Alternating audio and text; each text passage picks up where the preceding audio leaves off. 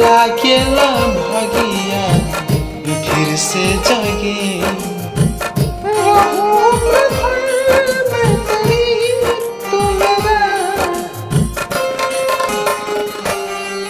जब हम बादल बन जाए तू बारिश बन के आई हा, जब सांस भी कम पड़ जाए तू हमरा दिल में समय हा।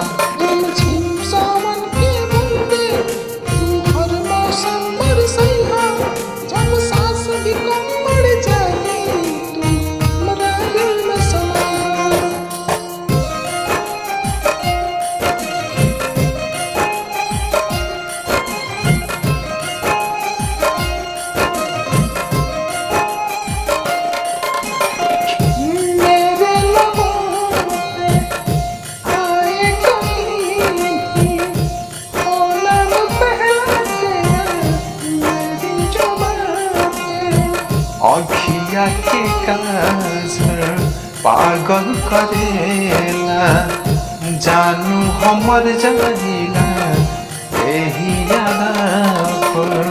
बना लूंगी मैं अब तुम्हें ही खुदा। जब हम बादल बन जाए तू बारिश बन के आई हा, जब सांस भी कम पड़ जाए तू हमरा दिल में समय हा।